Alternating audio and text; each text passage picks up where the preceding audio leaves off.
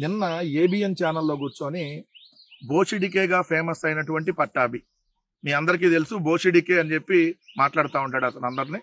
నేను అతను అంటల్లా, ఎందుకంటే సంస్కారం అతనికి లేదు. నేను బోషిడికే పట్టాభి అని నేను అంటల్లా, బోషిడికేగా ఫేమస్ అయినటువంటి పట్టాభి అంటున్నా. సో ఆ ఊర పంది నిన్న కూర్చొని అక్కడ జగన్మోహన్ రెడ్డి గారిని పట్టుకొని వాడు వీడు ఎవడరా నీకు వాడు వీడు, నువ్వెంత నీ బతికెంత, జగన్ గారి కాలి గోటికి సరిపో వాడు వీడు. ఆ ఛానల్లో యాంకర్ వెంకటకృష్ణ ఎంకరేజ్ చేయటం, వాడు వీడంటే కనీసం ఖండించాల్సినటువంటి బాధ్యత లేదు. మీరు ఛానల్ నడుపుతున్నారా, ఇంకేదన్నా ఆ డాష్ హౌస్ నడుపుతున్నారా? డాష్ హౌస్ అంటే తెలుసు కదా, ఛానల్ నడుపుతున్నారా, డాష్ హౌస్ నడుపుతున్నారా? మళ్ళీ రిపీట్ చేసి మాట్లాడుతా ఉన్నా. జగన్ గారి మీద మరొకసారి దుష్ప్రచారం, ధన పిశాచ. ఎవడు ధన పిశాచి? ఎవడు అధికార ధన పిశాచి?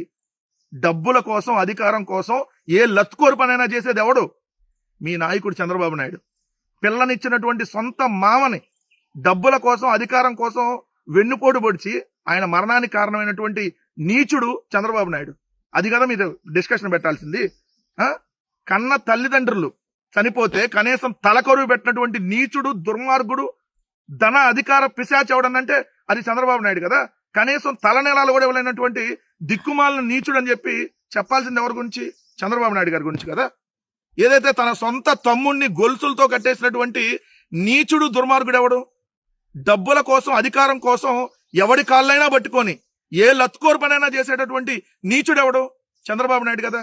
అది కదా మీరు డిస్కషన్ పెట్టాల్సింది. ఏదైతే హైదరాబాద్ లో హైటెక్ సిటీ పేరుతో, ఇక్కడ అమరావతిలో ఏదైతే రియల్ ఎస్టేట్ పేరుతో మీరు చేస్తున్నటువంటి భూదోపిడి, ధన అధికార పిశాచులు ఎవరు? ఇప్పుడు సమాధానం ఎవరు చెప్పాలి? మీరు కదా చెప్పాల్సింది. చంద్రబాబు నాయుడు అంతా ధన అధికార పిశాచి ఈ భూమి మీద ఎవడో లేడని తెహల్కా చెప్పింది. ఏదైతే 2 ఎకరాల నుంచి లక్షల కోట్లు ఎలా సంపాదించాడు చంద్రబాబు నాయుడు?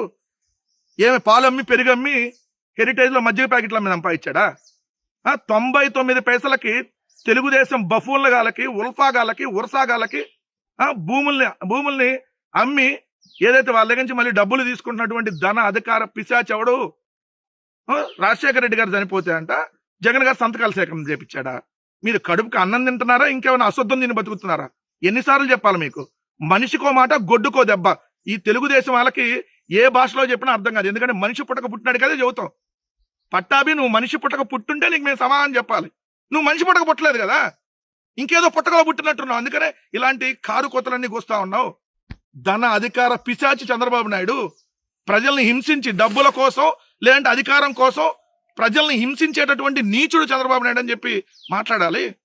నోటికి ఏదొస్తే అది జగన్మోహన్ రెడ్డి గారి గురించి కారు కోతలు కూస్తే ఖబర్దారు గుర్తుపెట్టుకో పట్టాభి.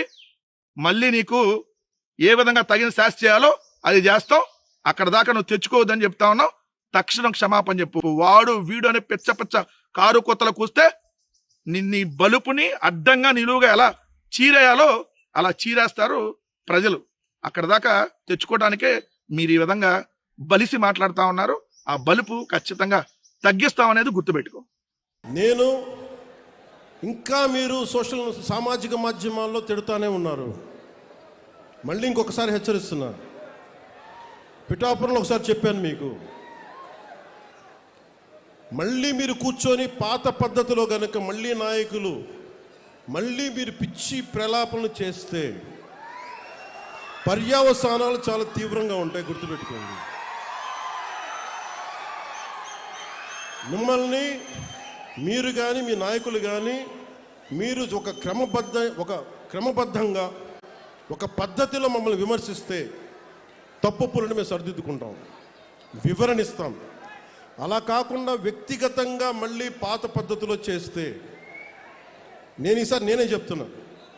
మీరు పవన్ కళ్యాణ్ మంచితనం చూశారు, పవన్ కళ్యాణ్ సహనం చూశారు, పవన్ కళ్యాణ్ గట్టితనం మీరు చూడలేదు ఎప్పుడు. దయచేసి అక్కడ దాకా తీసుకెళ్ళకండి.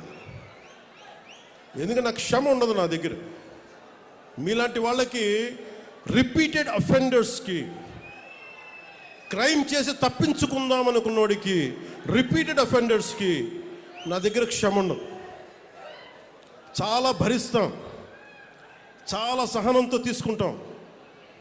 కానీ పదే పదే కూర్చోబెట్టి మేము ఏదైనా చేస్తామని మీరు మళ్ళీ పాత పద్ధతిలో చేస్తే వీఆర్ క్లోజ్గా మానిటర్ చేస్తున్నాం. ఎవరు ఏం మాట్లాడుతున్నారు, ఎవరు ఏం చేస్తున్నారు, మీకు అవకాశం ఇస్తున్నాను. మీరు ప్రజాస్వామ్యబద్ధంగా విమర్శించండి. సహృదయతో కూటమి ప్రభుత్వం తీసుకుంటుంది. మళ్ళీ హద్దులు దాటి మాట్లాడి మేమే వచ్చేస్తాం 29లో అంటే నేను చెప్తున్నాను కదా, మళ్ళీ ఈ రోజున నా రాజోలు గడ్డ సాక్షిగా చెప్తున్నాను కదా.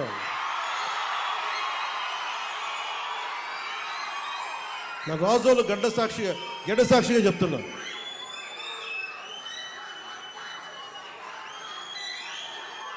మీరు అలాంటి ఆశలు పెట్టుకోకుండా జరగవు. ఎందుకంటే మేము ప్రజలు మమ్మల్ని నమ్మారు, మేము వాళ్ళ ముందుకు తీసుకెళ్తాం. నేను మీ చేత మీ ఏ సమస్య ఉన్నా కానీ మనందరం కూర్చొని, ఉదాహరణకి మన ఆటో డ్రైవర్ సోదరులు ఒక సమస్య చెప్పారు, మాట్లాడుతాం దాని గురించి. ఓకే, సమస్య ఏముంది కూర్చోబెట్టి మాట్లాడి, ప్రజాస్వామ్యం అంటే అదే కదా. ఒక సమస్య ముందుకు వస్తే మనం వింటాం, దానికి ఎలా పరిష్కార మార్గం వెతుకుతాం. అందరం కలిసికట్టుగా దేశాన్ని సమాజాన్ని నిర్మిద్దాం. అంతేగాని క్రిమినల్ యాటిట్యూడ్ తోటి ఎవరు వచ్చినా కానీ, అది నా పార్టీ జనసేన పార్టీలో ఉన్నా కానీ, కూటమి పార్టీలో ఎవరున్నా కానీ, ప్రజాస్వామ్యాన్ని గౌరవించని నాయకులు ఎవరైనా సరే, నా సొంత పార్టీలో, మన సొంత పార్టీలో ఉన్నా సరే, జనసేనలో ఉన్నా సరే, నేను ఉపేక్షించను.